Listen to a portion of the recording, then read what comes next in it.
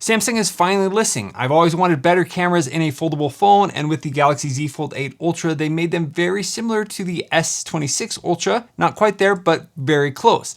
Now they also listened to me making a smaller phone or not as tall of a phone. This is a request I've had, and they did it here with the Samsung Galaxy Z Fold8. But they didn't make a phone with everything in one. I want a smaller phone with the better cameras. So which phone is the right one to choose? Well, in today's video, I'm gonna be setting up both of these, checking out my first impressions on them, seeing which one is going to be best and which one I want to choose. Huge thank you for Samsung for sending out the Z Fold8 Ultra. I did purchase the Z Fold8. Now this was a pretty penny, so thankfully there were some pretty good trade-ins for older devices. So I really want this to be my main phone going forward. We're gonna see how it is. Let's get started. So first off, let's jump right in here, checking out the Z Fold8 Ultra. Now you can see this has a very big screen if we pull this off, but it is a square screen, something that is sort of useful if you're using two apps, but not as useful if you want to have a great video experience on the go. Now they have done some things to make the crease pretty much not there right now. You can see that if I put this there, you can see there's barely anything there, like amazing.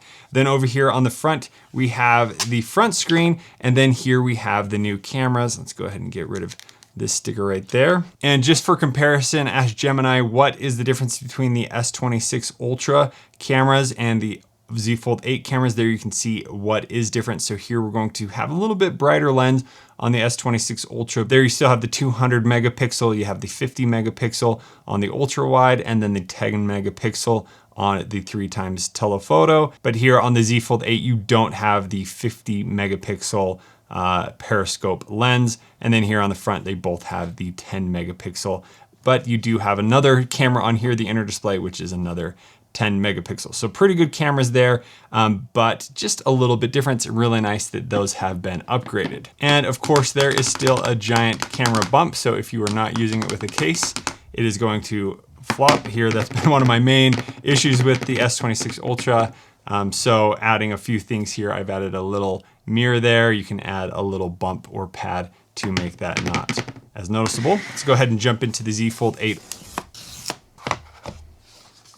Ooh, and I got the cream. That looks nice. We're gonna go ahead and take that off and pull this up. That is such a cool phone. Now, is this the first phone we've seen in this size? No, but it is from Samsung, so that's a huge deal. So there, we can open the screen there. Wow, it's small and big at the same time. It's crazy. And over here on the front screen, there we go. That looks super nice. That's what I want, a better screen for viewing videos. That's mainly what I'm using the Fold for. I'm on the go. I wanna watch a video on the treadmill. Most videos I'm watching are 16:9 ratio. This is more 4:3, but you do get a bigger screen compared to the Fold here. So over here, we just don't have as good of cameras. Let's go ahead and add that to our comparison. If we add in the Z Fold8, there you can see we just have a 50 megapixel camera on the back and then another ultra wide 50 megapixel. We're not getting that 200 megapixel. There is no 3x telephoto, something I do use quite often, so that is a bummer. That, and then the 5x telephoto is not on any of the Fold phones. That is something you only get with the 26 Ultra. Now, I'm taking a lot of videos. I want to zoom in. That's where when you zoom into like 5x, you're going to have a better, crisper image. Just not here on the Z Fold8. So, bummer, but I think the aspect ratio might be enough for me to like it a lot better. And there you can see some of the other specs there. Wow. I love it. I love the size of that. That is so cool. Let's check out a phone that we've seen similar to this. This is the original Google Pixel Fold. So there you can see, if we start from the outside, oh, I love how it pops open.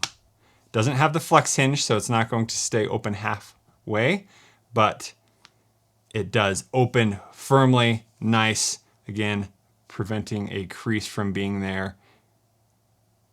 But here we have the Google Pixel Fold, the very first model, and it has quite the crease, and it just doesn't quite pop open. It has the flex hinge, but it doesn't snap open all the way. So it always feels like it's not quite open all the way. So there you can see this is a little bit thinner than that was this way. Probably should turn on the screens. We'll get there. We will get there. So there we have the same width, and then closing the phone, So there you can see it's not quite as tall, but it is a little bit wider. Now, I think when I was using the Pixel Fold OG, I was asked more if I like this phone than any other phone I've ever had. And I loved this phone. This was actually absolutely one of my favorite devices I had. I loved the ratio of this phone. It was nice, compact. So I'm really excited to see how this is working. Now, one of the things they did, they put the camera in the bezel. The bezel was pretty big, so they could put it there. I've heard people haven't been loving it right here. It would be nice if it was more in a corner, but it makes sense that it's kind of there.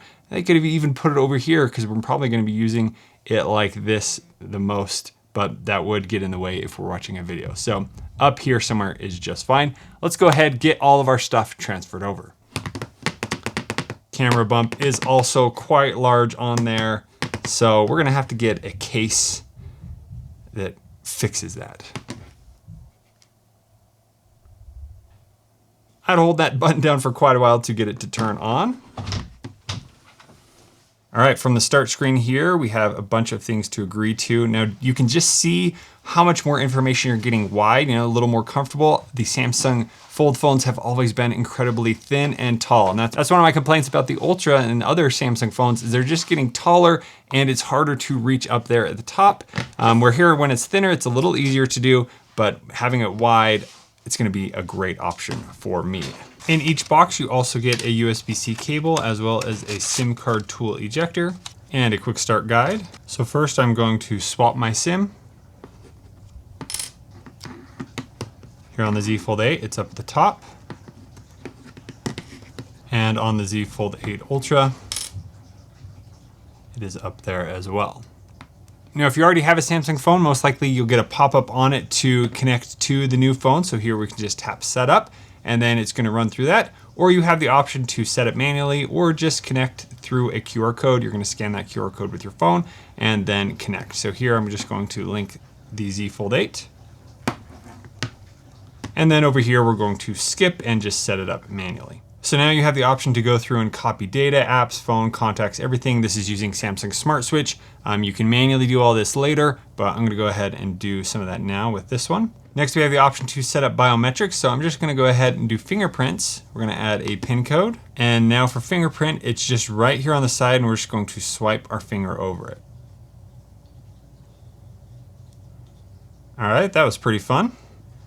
Now go ahead and test it. Recognized, great. Now over here, I'm going to download my Smart Switch data that I've backed up to the cloud. So I'm just going to tap the cloud, going to restore data. And here I've backed up my messages and my home screen. Let's go ahead and restore that. Now, because this is a foldable phone, the inner screen is soft and does need to be handled with care as it could easily damage compared to a glass screen. So do not put pressure on the front screen. When you fold, make sure there's nothing inside. The phone isn't dust resistant, so make sure no particles or anything get in there. The phone is water resistant. Immersion in any liquid other than fresh water, such as salt water or alcohol, can damage your phone. Don't remove the protective film inner screen. So on the inside screen, there is a little cover already there. And then your phone contains magnets. Keep away from credit cards, devices that may be affected by magnets. And at least 6 inches away from implantable medical devices. Okay, we are finally here at the home screen. Let's go ahead and jump into the home screen. And there we go. Right there, you can see it's already taking from everything I had on my old phone here. So my home screen has already been transferred over and we have everything lined up. Now you can see we have less space here. So one of the rows was taken off, which I love how there's so much information still here and really compact. I'm fine with one less row of apps, and some of this can probably be adjusted inside the menu there. And then here it did push down a row of apps, so somewhere my apps, and then it kind of just pushed all those extra apps here on the very last page. So it's currently downloading those. So if they're gray, that means it's in the progress of downloading those apps, but we can go ahead and start showing off a few things. And over here, I restored the home screen. So it's doing all the same thing, pulling all that down. There you can see a few things are different just because the spacing on the phones are different. You can kind of see how all that is working. Over here, it had all those same apps. So everything was able to copy directly over onto this phone. All right, now that we have the phones, let's go ahead and look at some of the different size differences between the two. Now, like I mentioned, the Fold8 Ultra, it just keeps getting taller. So there you can see it's almost as tall as my S26 Ultra, but it is clearly not as wide. So it's a much thinner phone. It is nice to hold, and it's so thin compared to like my Pixel 9 Pro Fold here. It is just very thin. I do have a case on here, but it's a very thin phone. And there you can see it is a little bit thinner and a little tiny bit taller than the Pixel. So let's go ahead and compare the Fold 8 to the original Pixel. All right, when folding it open and laying it down, there is a little bit of back and forth, but not too much. It looks really good. So there you can see the size difference there. I loved using this ratio. Great for videos. So if you're playing a video, it's going to format here better. One of the things I've noticed that's been really annoying to me lately is on my big Galaxy S26 Ultra, it's a big screen, but let's say I take a picture and I want to show it to you. So for example, my daughter drew this little picture and we have so much extra space on the phone, but I want to show it bigger. Well, I can zoom in, but I'm losing half the screen. If I rotate it there, it doesn't get any bigger. There's no way to make it bigger. But if I were to do the same over here, start with a selfie. All right, so here we have a picture. If I want to make it bigger and show somebody, I can open it up. And then when we go this way, it is actually bigger than it was. That was a little blurry, so that's not the full quality, but we actually have a bigger picture, where over here, we're still looking at a smaller phone, or smaller picture, no matter the direction we have it. Now, most pictures are being taken in this format. This is 4:3. This is standard picture format. You could make it 16:9, so you're gonna have a widescreen picture, but you do lose a lot of information. You know, this ratio, the way Nolan intended videos to be, is better formatted for a wider screen. Now let's go ahead and look at the cover screens on these. Now, one of the big differences you'll notice here is how much thinner the Fold 8 is than the Pixel was. This is a pretty beefy, bulky phone, but you did have the back where it doesn't wobble at all. Love that about the Pixel phones. I know the newer Pixel phones kind of went away from that, but still better than the one-sided. Sorry, I have a lot of table hits pops here, but I'm loving this. It does feel weird at first. We'll see how it is getting used to that ratio. So there you can kind of see the difference there. Now looking at the Fold 2 versus the new Fold 8 Ultra, you can see how much wider the new phones are. There it is much, much better for a front screen. This is kind of ridiculous having that thin of a phone. Now, what did that do? Well, when you opened it, you had the wider format of screen. So here, if we open this, there you can see it's a much more square option, but you did have that wide format. So how closely are these? Look at that. It's pretty much the same size, which I loved the Fold 2 size of the inner screen. So has Samsung made something that's brand new? No, they're just taking the size of the original Pixel Fold and they're taking the inner screen of their Fold 2 and putting it in this smaller phone. So it's not as tall. You don't have as much wasted space. Are things going to feel a little more crammed, especially when scrolling on this front screen? Yes.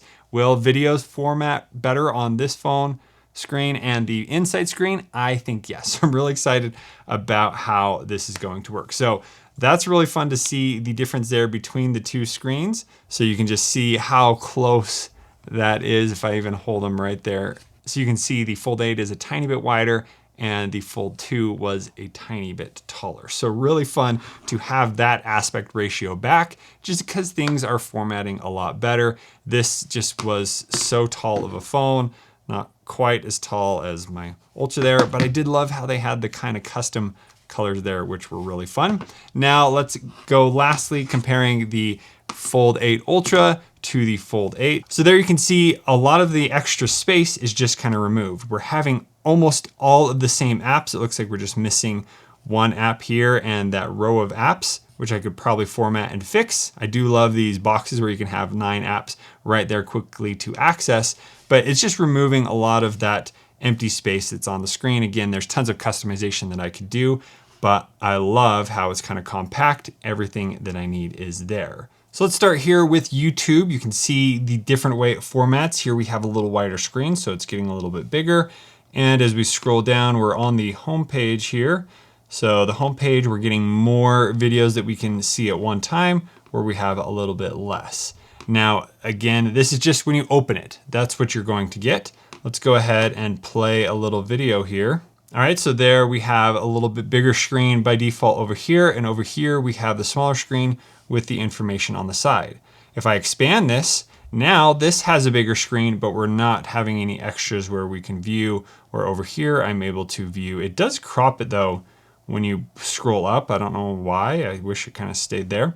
But there you can see you get a bigger screen this way. Now we can rotate the Z Fold8 Ultra, and now we do have about the same width of phone. So if I do this in full screen, and now we're seeing a little bit more, but you can see that the width of the video is actually higher over here. So you are getting the possibility of just a slightly bit bigger screen on the Z Fold8, and you have less bars at the top. Now this is a 16:9 video. That's most likely the type of format you're going to be watching on most YouTube videos. Some YouTubers have gone to a more widescreen video that actually does format a little better on like a taller candy bar shaped phone.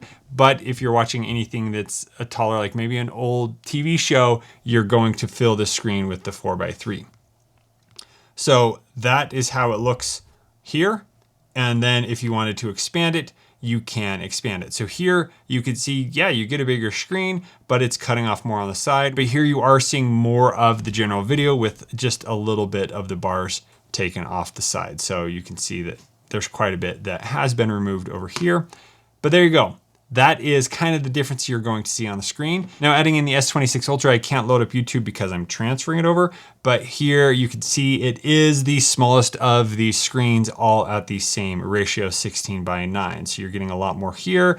You do fill the screen, so you're filling a full screen, but it's just not as big. You don't have it filling as tall. So like I said, I'm mainly using my foldable phone, go to the gym, sit on the treadmill, watching a video there. This is going to be the easiest and best option for the biggest screen possible. And one more comparison, when I close the screen, there you can see that over on the Z Fold8, it is definitely bigger. When I'm just browsing through it like this, you have a nice size screen, but you can still see what is going on, where I'm not seeing more than one video at a time. So really this is just depending on, do you want more real estate tall or do you want more real estate wide? That's kind of what you got to decide. And that's going to be the same with all the other candy bar shaped phones, where this gets pretty tall. It's looking a little awkward. I'm kind of loving this wider format where I don't have as much on screen. There's not so much clutter. It's all simplified. So I think that's enough about aspect ratios today. We'll do a more in-depth on kind of the differences, some of the formatting you're getting. Let's go ahead and get these so they're not quite so wobbly by adding a few different cases. Now for the Z Fold8, I picked the one and only Pinggu case. Of course, I'm gonna pick that. That was on Samsung.com. Really excited about this, so I'll leave a link below if I can find it. So this comes with the front bumper as well as the back case, and this does have a magnet for MagSafe accessories. Now Thinborn also sent over their case as well as their screen protectors. Oh, this is for the Z Fold8. So that comes with a front bumper as well and has some nice strong magnets there. We'll try that out. So here there are a few tabs to pull off to get it to stick all the way. Let's go ahead and just pop that on, see how that fits. Now that is a pretty fun case. Now at the top there is actually a mirror. It's not just black, but it's pretty cool that you have a mirror on your phone. Let's go ahead and put on the front bumper. Press that on. So that just adds a little bit of protection there, a little lip on the front. So getting to the side might be a little bit harder with that. Sometimes I use the folds just with the back and not with the front bumper, just because it's nice and easy to hold and so on. But this does add some grip to make it easier to open and close. Added a little bit of boxiness to it, but that's nice. Looks good. Let's add a case to the Z Fold8 Ultra. So here on the thin born, it does have sticky. Let's just do a test. That barely adds any bulk to it, which keeps it nice and slim. Samsung also sent over this Z Fold8 Ultra case. So this is a little thicker than the thin born case. That fits on pretty nice. Oh, and it comes with a film screen protector as well. So that's what that's for, to align it to put that on. So that's pretty interesting that Samsung doesn't have a front bumper. They just have a screen protector that you could put on. It's just a plastic screen protector. So that would add protection to the front and just keep the back on. They don't have that bumper. Very interesting way to do that, where if you go with the thin born, you do get the front bumper. So here you can pop that on, see how that fits. Little two-tone, or you have the nice case right there.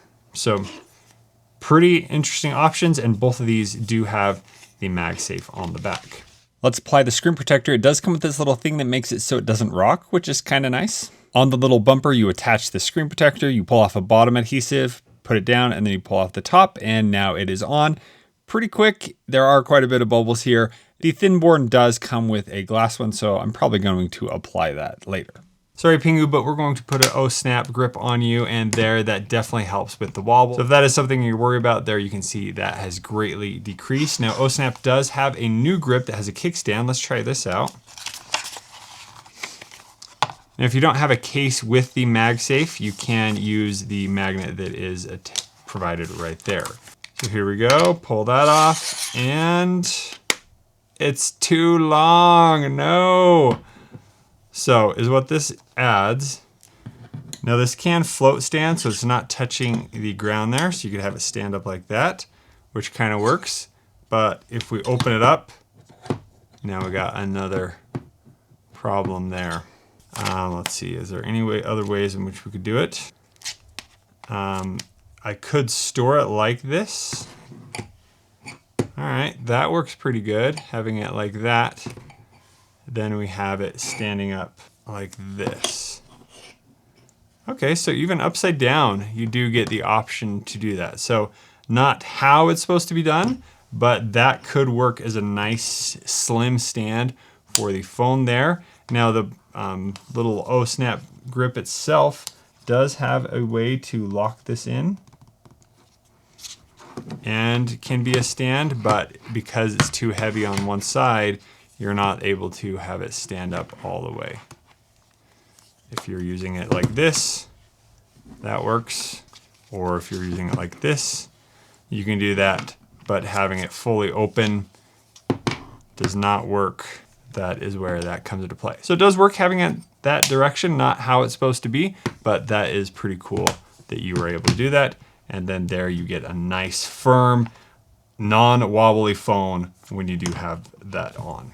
Let's look at a few more differences between the ratio of these phones. So here you can see I have the same screen protector on all of them. That is how they format. You're going to lose a lot of the top and bottom over here. You're going to see the most over here. Next, let's jump in and look at the keyboard. And so here is how the keyboard looks between these. So you're going to get the most space above it and the keyboard here, where here we have a wider keyboard, less space. I'm noticing this is mostly the problem when you're trying to sign into an app.